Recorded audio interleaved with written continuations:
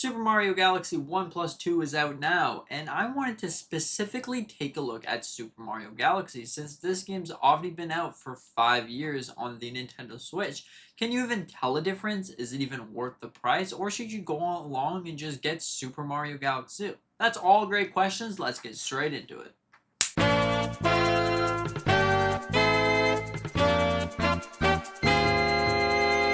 I've noticed in Super Mario Galaxy that there's a lot of hidden details that look really nice. No matter if you're playing on Nintendo Switch 1 or Nintendo Switch 2, you will notice these differences. But it's more obvious if you play on Nintendo Switch 2 due to the up resolution 4K, 1440p, or even 1080p, but more noticeable at 4K of course. But these are all very interesting things when you take a deep look into it. So that's exactly what I did. I was just playing through the game and noticing a lot of things on how the game actually looks really nice. With the upscaled or even changed textures in this game, it looks really amazing. Like honestly, I just sat there looking at the ground for a long time. And not only that, but some little segments in this game, you can tell a water spot and it looks like reflections or at least ray tracing is on. And honestly, I think that this is a great thing because of the fact that it's just like ray tracing makes everything look so much better. Now, I can't confirm that if this is ray tracing or not, but it looks to be ray tracing in my eyes. Now, if we were going to take a look at the original Super Mario Galaxy, either on the Wii or 3D All-Stars, now, these textures are definitely not as clear, but 3D All-Stars has gotten an update for Nintendo Switch 2, or a tiny little update at least. So, this is really interesting because that game also looks really nice, and so does the Wii version conveniently. But these are two different resolution sizes when you look at it. So the Wii was originally operating at 480p at 60 FPS. The 3D All-Stars was 1080p at 60 FPS. Even if you put it at Nintendo Switch 2, it's still going to be 1080p. And now we got the beautiful Galaxy 1 Plus 2, which can operate at beautifully 4K. Even if you don't have a 4K TV, the 1080p mode for this game looks really nice. And the FPS is clear as day how beautiful it is. There's no frame drops, there's no nothing. But I wanted to specifically look at it, and that's exactly what I did. So I played through the majority of the game, and I had a blast replaying through Super Mario Galaxy 1 Plus 2. Now, honestly, Super Mario Galaxy, the controls work pretty well, and honestly, I do like how they implemented different things, but there's one thing that I have to say, I have to complain about.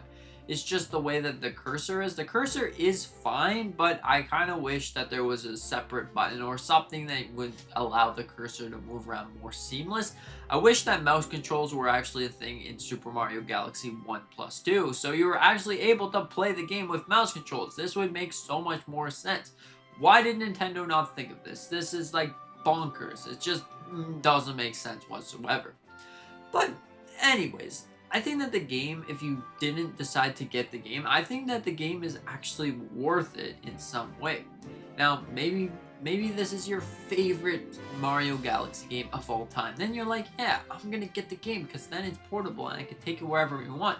Or are you still debating? I've never played Mario Galaxy, but I'm gonna give this game a try. Well then, there you go. Give this game a try, and trust me, you're gonna have a blast. Now, I'm gonna be honest with you, completely honest. I played Super Mario Galaxy 1. Never played Super Mario Galaxy 2 until now. And this is such a good game. Controlling Yoshi's tongue, controlling a whole bunch of things, playing with Yoshi, and hearing the greatest music of all time, Superstar Station. Now that right there is so good. But at the end of the day, I think that these are all things that you consider. You look at it and you're like, you know what? Nintendo has done a decent job with these games, and even the storybook as a whole. The storybook is very, very interesting. I'm not going to spoil any pages for you, so you can read the pages on your own, but the summary is just, hey, it's great, because if you want to read a story while you're playing Super Mario Galaxy, well, there you go. It's perfect for you. You could just have a great time reading your story, reading your book. There you go. Voila! You got it. So overall, the gameplay has been going on in the background, and you can clearly tell that the difference in clarity is so beautiful compared to 3D All-Stars.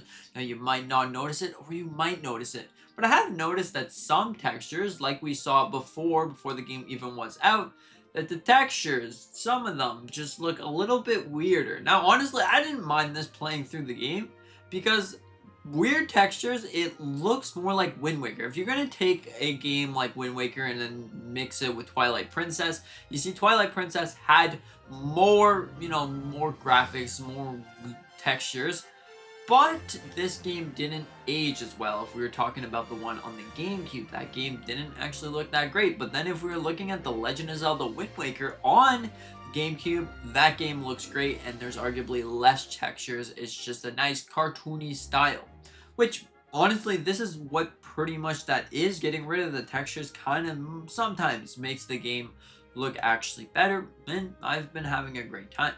So overall, I think that this definitely is a good step in the right direction. Listening to all the music, just like 3D All-Stars had, but now you get just Mario Galaxy music, and if you don't have a phone to listen to music, well then there you go. You plop in those games and you do the boogie.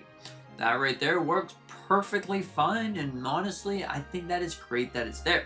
I kind of wish that it had that ability to turn the screen off like Super Smash Bros. Did. Now, I think that that would be great. Hopefully it's there. I mean, I didn't really necessarily test that, but I wish it was there. Overall, this is all great things. Super Mario Galaxy 1 plus 2 is very well worth it. Now, the price is a little bit of a head scratcher. What in the world's going on here, Nintendo? Why is the price so expensive? This game was over $100. Yikes, I think my wallet is a little bit upset with that one.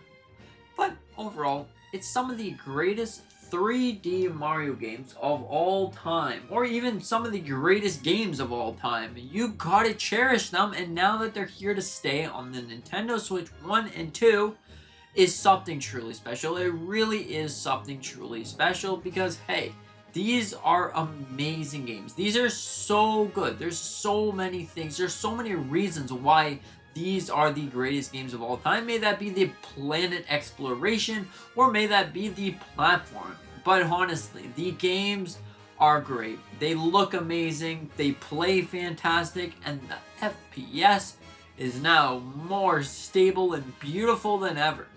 Overall, what do you think about Super Mario Galaxy 1 plus 2? Do you think it's worth it? Or do you think that it's not worth it? Do you think it's a very great game? Let me know in the comments section down below on how you think about all of this Super Mario Galaxy 1 plus 2.